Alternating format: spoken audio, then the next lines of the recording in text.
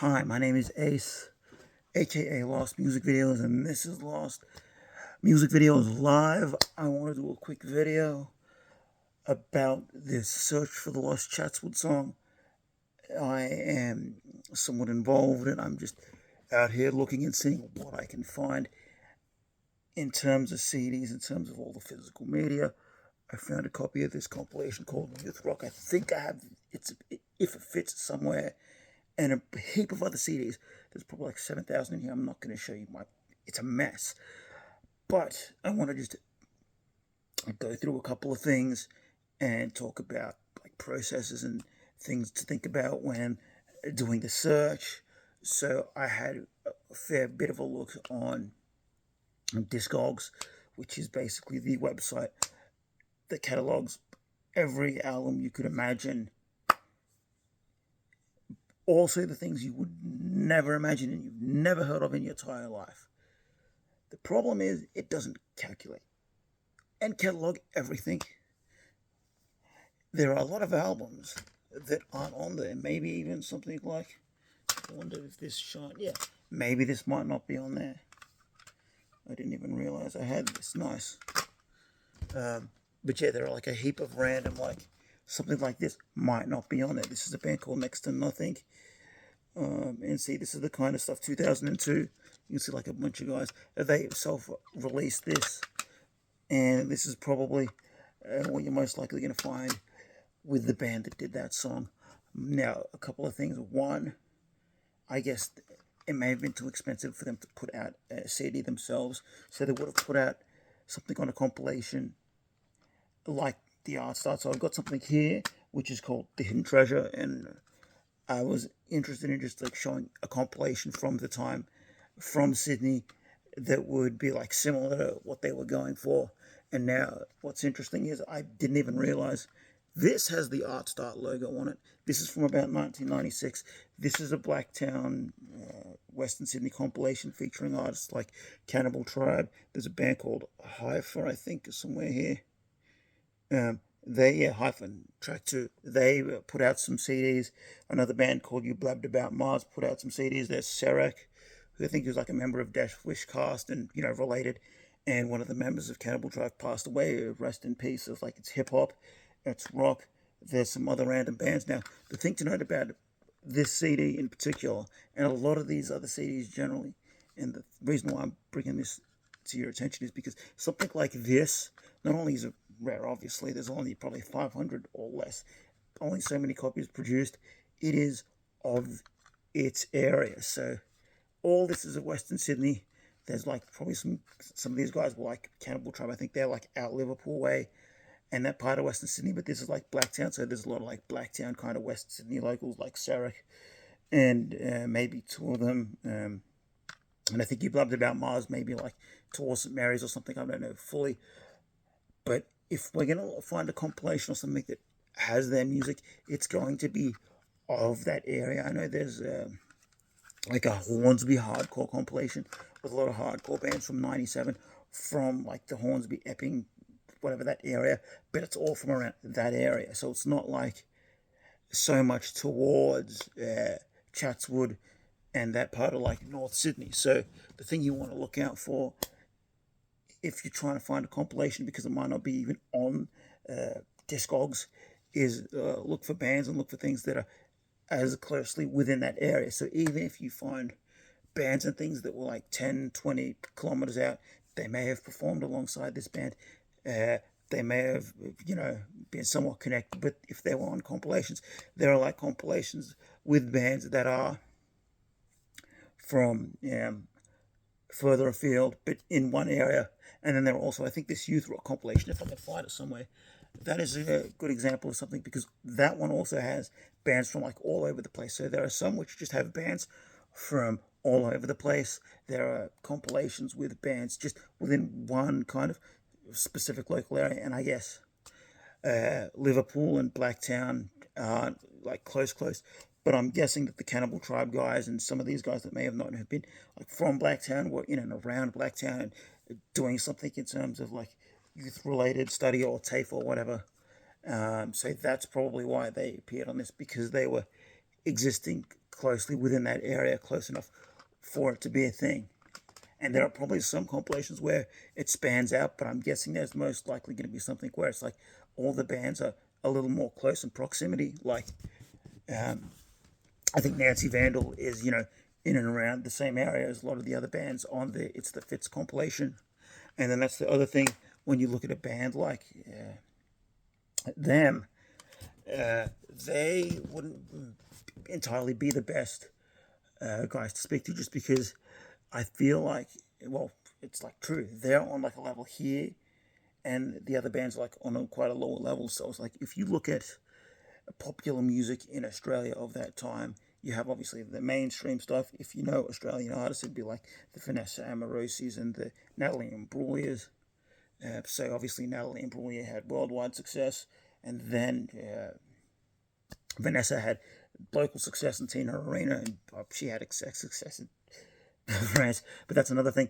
And then you have bands beneath that, which like The Living End, 28 Days, Area 7 probably, and of course Area 7 because they hit like the top 30, and Regurgitator. And then, beneath that would be like the Hard-Ons and Nancy Vandal and some of these similar kind of like punk whatever bands, maybe like, Mind Snare and such.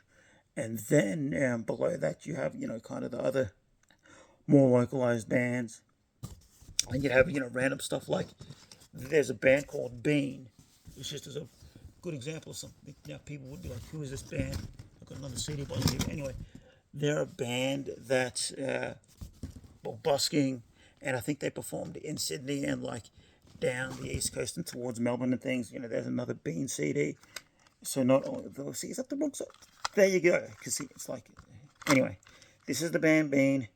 They put out their own CDs because they were busking, so they were probably selling their CDs when they were busking, and they performed at like local clubs in Marrickville and other places.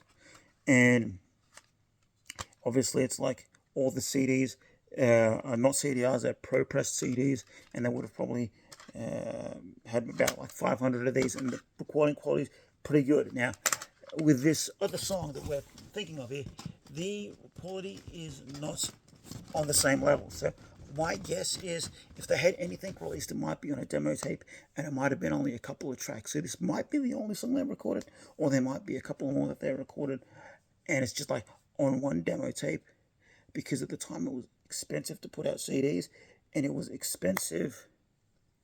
Well, I mean, for a band like that, very expensive to get CDRs, if they even existed in 1997. Like, they were existing around 99, I know that, but like even back then it was like $5 for like a single CDR or something. So it wasn't cheap to go the CDR out, and bands from 97, from 98, even like back, you never saw CDRs, and it was only in like the late 90s into the early 2000s that there were bands that were putting out CDRs. And you have like a lot of bands, see like this band Next to Nothing, Pro Press from 2002, and there are like other bands on other like random labels and things, even into the 2000s, that had CDs put out on Pro Pressed CDs, like this band The Shine, and that's from 2002 as well. They were pretty cool, like hard rock band. So it's like, if there's going to be anything by them, it's going to be on maybe a tape or just some random compilation. They probably just maybe played a couple of shows with other local bands, and the people that would know them are the close friends and family and other local bands they worked with. And to be completely honest, I don't think the people who were in the video may entirely know the band, if it was just like a band coming in, or they were kind of like working alongside them, and they were just, a part of everything. So it's like the band itself would have had to be friends with the people there, and there would have had to be at least, one person in that video somewhat linked to the band. So if that's not the case, it was just like, 'cause this is the thing, when you go to somewhere like TAFE or like these youth groups, unless there's a band that's like hardworking and meeting everybody and really putting themselves out there, they're going to be doing their own thing, and they're only going to, casually know some of these people, and it's just like how it is. It's like, even me, I went to TAFE and I studied music years ago, and it's like I didn't even know everything that everybody in my class was doing. So it's like, if they had a band and someone asked me about it, I might be like, I know this guy, but didn't even know he was in a band. Like, I know some things if people talk to me about them, but I don't know everything. And you're asking me to remember something from like 20 years ago. It's going to be quite difficult. So yeah, that's just my quick summarization of things. I could talk a lot more about it, but I have to go. We're closing here in about 15 minutes. But basically, that's the thing.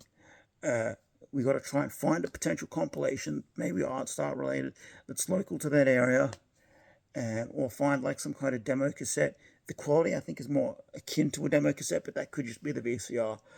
But at the same time, it doesn't sound like a professionally pressed, or I should say, a high quality studio recording. Like, it could be recorded in a studio, but there's like levels to this stuff. So it's like you hear a band like this and it feels and sounds a lot more professional in the quality of its recording, as opposed to something like what this band was doing.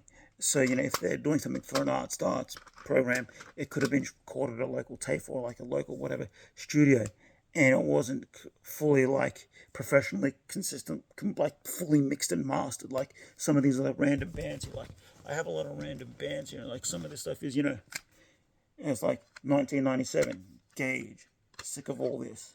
See, these aren't the guys, but something like this even sounds a little bit better on the production scale, even though it is just like a random band, because like they were putting that kind of effort into these things, even if they were just like independent bands.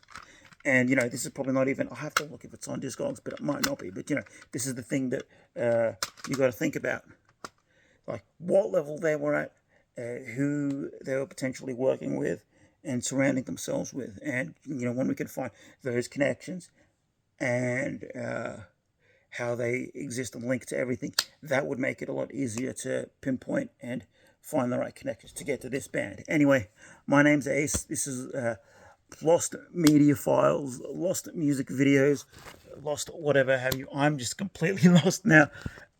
This is, yes, Lost Music Live. Okay, come back with more updates later, and I might actually do like a more in-depth video on this, but I've got other things I'm working on, so expect more better content and a heap more lost music and lost music videos as I find them and as I can get them uploaded. Have a good weekend, have a good week, have a good whatever time wherever you're watching this. It's like February 2025. We're going to have a killer year. You're going to expect a lot more content, so like, comment, subscribe, do all that junk, and just watch. Because we're going to take this to the next level. Not just my channel, I mean finding this song, obviously. All right, have a good night. Have a good day. Bye.